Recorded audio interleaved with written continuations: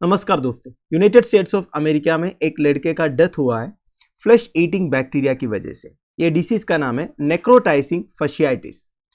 Rare disease है but infect होने के बाद काफ़ी खतरनाक हो सकता है अगर सही ट्रीटमेंट नहीं मिलेगा तो। वैसे मोर्टालिटी रेट है 20%। Up to 1 in 5 people with necrotising fasciitis die from the infection. मतलब अगर 5 लोग इन्फेक्ट हुए तो उसमें एक का डेथ होने का चांसेस है। वैसे नेक्रोटाइजिंग का मतलब क्या होता है? It means death of tissues. Basically ये जो फ्लैश ईटिंग बैक्टीरिया है दोस्तों, हमारे स्किन के नीचे जो टिश्यूज है उसे खत्म करते हैं। वैसे नेक्रोटाइजिंग का मतलब होता है डेथ ऑफ टिश्यूज।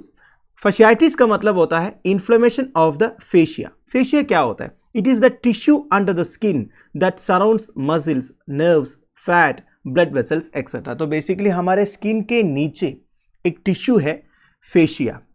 ये हमारे मसल्स को, नर्व्स को, फैट को, ब्लड वेसल्स को सराउंड करते हैं या फिर कवर करते हैं। वैसे नेक्रोटाइजिंग फशियाइटिस में क्या होता है? इन टिश्यूज का डेथ हो जाता है।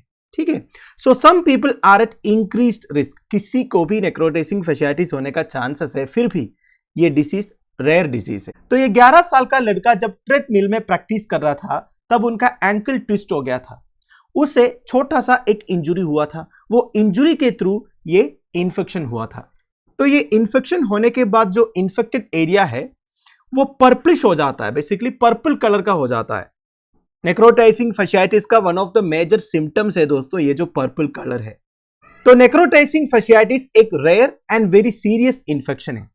ये बहुत जल्दी बॉडी में स्प्रेड होता है दोस्तों। मतलब एक जगह में इन्फेक्ट होने के बाद ये बॉडी के अंदर बहुत जल्दी स्प्रेड होता है and it will lead to sepsis, shock, organ failure and death. Sepsis का मतलब क्या होता है? आपने सुना होगा। सेप्सिस हिंदी में बोले तो पूती या फिर पूतिता बोलते हैं। बेसिकली देखिए, हमारे ब्लड या टिश्यूज में किसी भी तरह का माइक्रो ऑर्गेनिजम्स की प्रेजेंस की वजह से जो प्रॉब्लम क्रिएट करते हैं, उसकी वजह से हमारा इंटरनल ऑर्गन्स वगैरह काम करना बंद करते हैं। इस कंडीशन को एक्चुअली सेप्सिस बोलते हैं।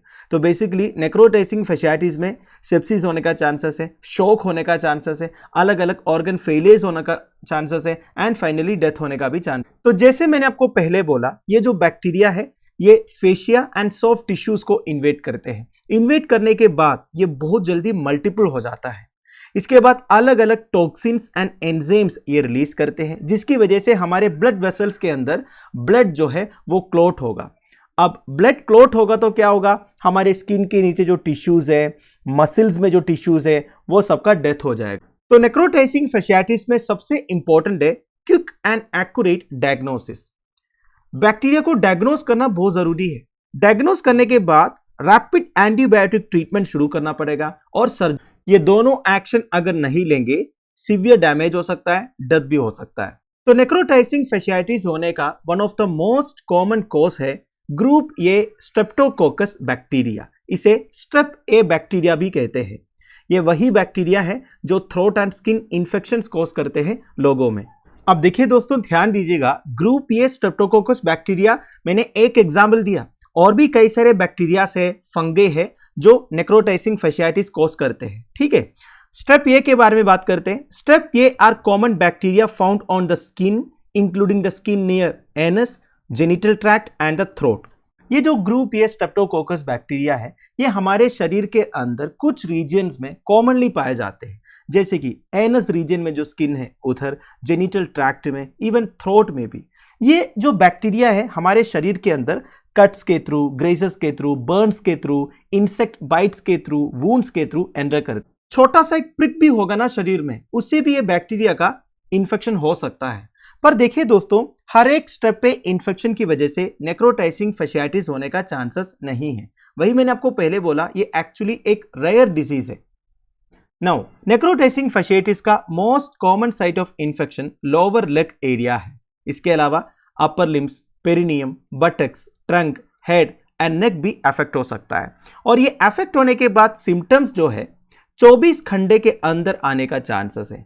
ये रेड, वार्म और swollen area of skin that spreads quickly. मैंने आपको पहले बोला था purple colouring of skin, purple नहीं तो रेड या फिर स्वोलन एरिया, ये सब आपको दिखाई देगा। और ये जो कलर चेंज है बहुत जल्दी स्प्रेड भी होगा।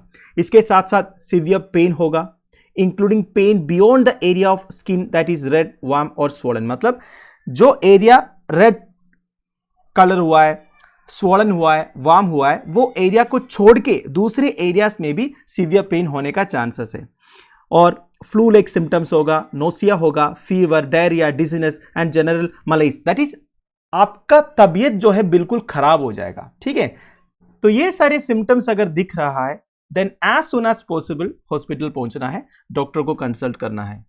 तो ऐसे इन्फेक्शंस को अवॉइड करने के लिए डॉक्टर्स की तरफ से कुछ सजेशंस है। Clean and care of wounds.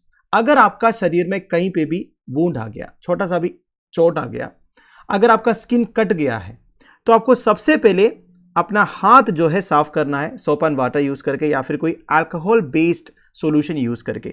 इसके बाद आपका जो वुंड है उसे आपको क्लीन करना है। All minor cuts and injuries that break the skin like blisters and scrapes with soap and water. तो मतलब छोटा सा भी कट होगा ना, वो सबको आपको अच्छी तरह साफ करना है। इसके बाद आपका जो वुंड है उसे कवर करना है, बैंडेज यूज करना है बेसिकली। जब तक वो वुंड हील नहीं होगा तब तक आपको वुंड को कवर करके रखना है।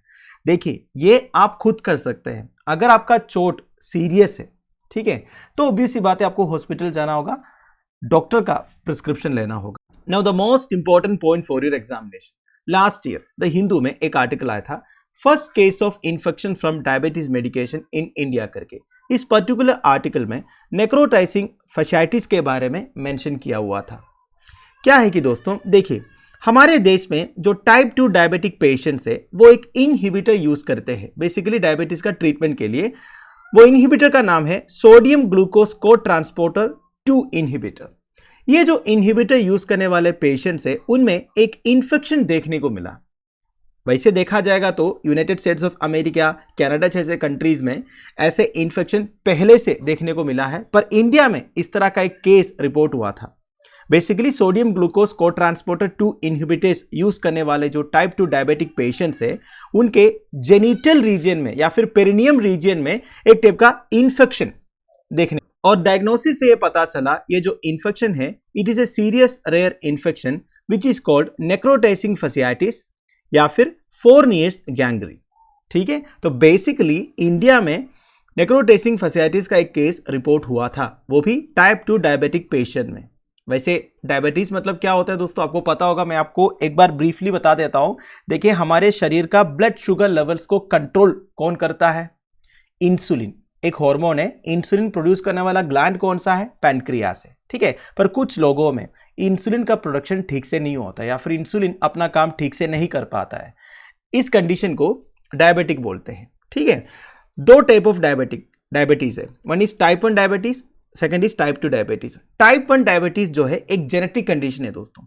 ठीक है, और टाइप 2 जो है आपका लाइफस्टाइल की वजह से होते हैं।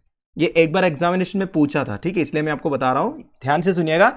टाइप 1 जो है जेनेटिक कंडीशन है, मतलब अगर आपका फैमिली में किसी को डायबिटीज था तो आपको भी होने का चांसेस है। वैसे टाइप 1 डायबिटीज बहुत कम देखने को मिलता है दोस्तों। टोटल डायबिटिक केसेस में 5 to 10% आपको टाइप 1 डायबिटीज देखने को मिलेगा। मेरा टाइप 2 डायबिटीज जो है आपका लाइफस्टाइल की वजह से है। ठीक है, आप अगर ठीक से डाइट वगैरह फॉलो नहीं करोगे तो ये टाइप 2 डायबिटीज होने का चांसेस है। तो टाइप 2 डायबिटीज पेशेंट्स जो SGLT2 इनहिबिटर्स यूज करते हैं उनमें ये फोरनियर्स गैंग्रीन करके सीरियस रेयर इन्फेक्शन देखने को मिला। ठीक है, तो दोस्तों that's it. Basically Fournier's gangrene and necrotising fasciitis ये दोनों टर्म आपको नोट्स में इनकॉर्पोरेट करना है। ये किससे रिलेटेड है आपसे क्वेश्चन पूछ सकता है। तो आई होप आपको वीडियो इंफॉर्मेटिव लगा होगा। Thank you for watching, bye bye.